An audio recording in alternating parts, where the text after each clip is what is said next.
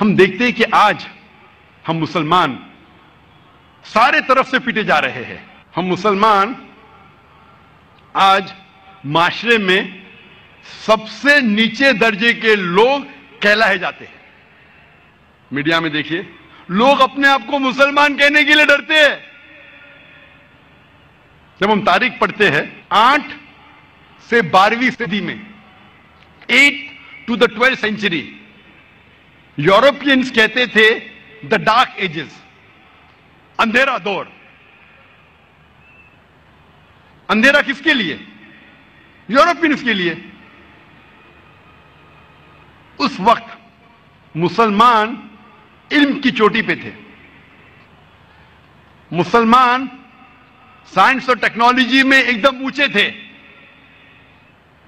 یہ مغربی ممالک اندھیرے میں تھے، انسانیت نہیں. ہم اسکول میں پڑھتے ہیں کہ بلڈ سرکولیشن سب سے پہلے جو سائنٹسٹ نے ڈسکور کیا وہ ولیم ہاروی ہے،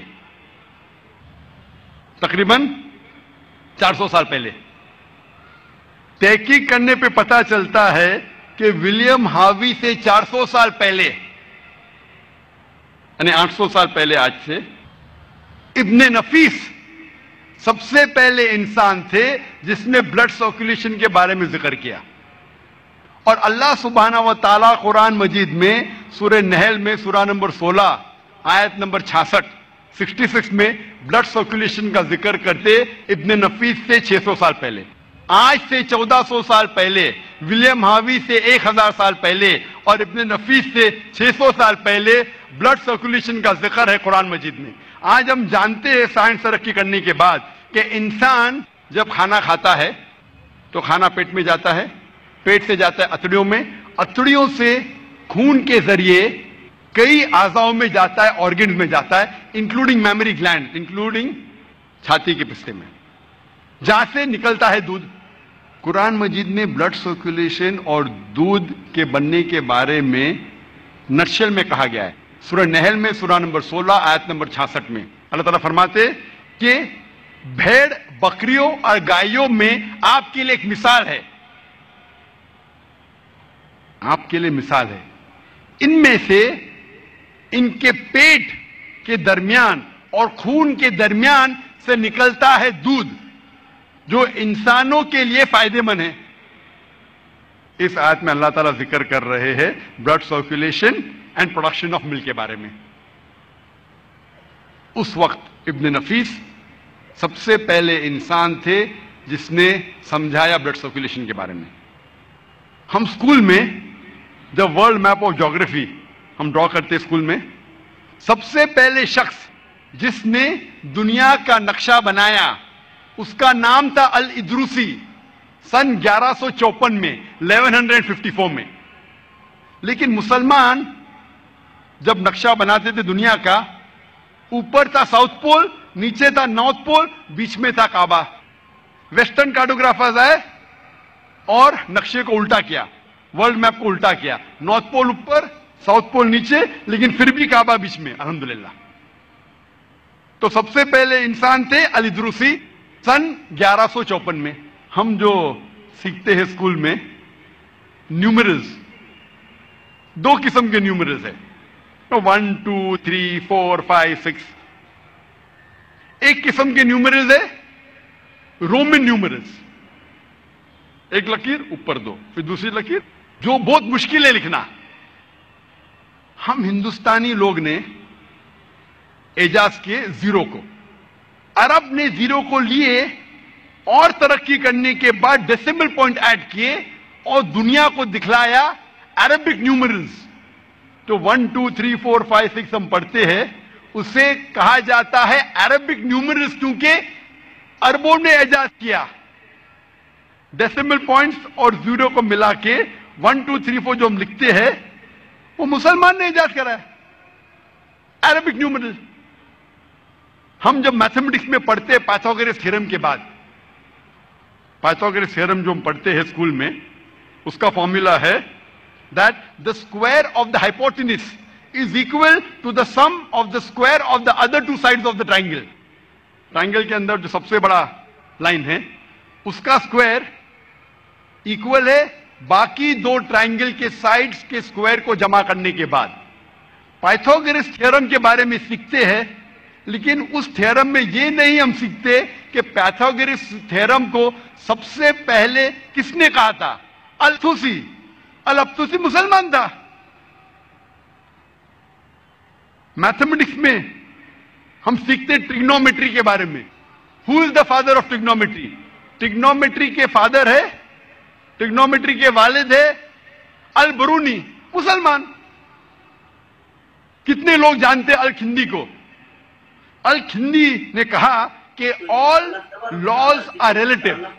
उस वक्त जब गैलीलियो, डेस्कार्टेस, आइजैक न्यूटन कहते थे कि ऑल लॉज आर एब्सोल्यूट, उस वक्त अल-खिंदी कहते थे all laws are not absolute.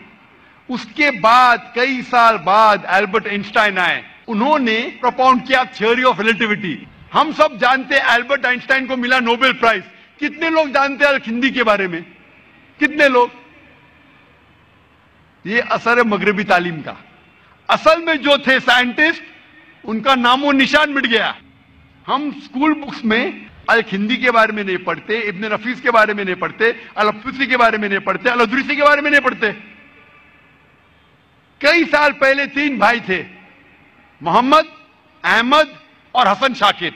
ये 3 भाइयों ने रेड सी पे एक डिग्री के जरिए सरफेस एरिया मेजर किया सारे अर्थ का, अपने इस धरती का सरफेस एरिया मेजर किया। उस वक्त जब लोग समझते थे कि धरती चपटी है, द अर्थ इज फ्लैट, उस वक्त ये 3 भाइयों ने रेड सी के एक डिग्री के जरिए सरफेस एरिया मेजर किया, जो आज साइंस कहती है माशाअल्लाह काफी हद तक अल्हम्दुलिल्लाह सही है। हम पढ़ते केमिस्ट्री में, फादर ऑफ केमिस्ट्री गेबर। गेबर का नाम कभी कभी हम सुनते हैं। गेबर कौन है? गेबर जाबिर, जाबिर इब्न हय्यान। वो गेबर लगता है वेस्टर्नर है, अंग्रेज है गेबर। गेबर तो कौन पहचानेगा मुसलमान है? जाबिर, जाबिर इब्न हय्यान। वो जाबिर इब्न हय्यान थे जो फादर थे केमिस्ट्री के। पहला शख्स जिसने अल्कोहल को डिस्टिल किया, उसका नाम है जाबिर इब्न हय्यान। ये अल्कोहल जो लफ्ज है अंग्रेजी, वो अरबी लफ्ज अलगुल से आता है। अलगुल के मानी इविल स्पिरिट, मतलब शैतान जैसी चीज। अलगुल से लफ्ज आता है अल्कोहल, अरबी लफ्ज से। गेबर, गेबर हमारी किताब में गेबर लगता है कि कोई अंग्रेज साइंटिस्ट है। जाबिर, जाबिर इब्न हय्यान। हम जब तारीख की तहकीक करते हैं, साइंटिफिक तारीख की, हमें पता चलता है कि मोहम्मद ज़करिया राज़ी, जो अल्हम्दुलिल्लाह मेडिसिन के मैदान में माहिर थे, उन्होंने 2 किताब लिखी, स्मॉल पॉक्स और मीजल पे।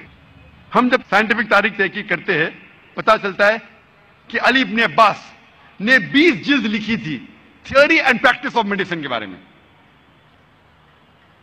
और आज की साइंस कहती है कि एक मशहूर शख्स थे एविसीना। एविसीना जिसे कहा जाता था एरिस्टोटल ऑफ द ईस्ट, तो बहुत फेमस फिलोसोफर थे, मैथमेटिशियन थे।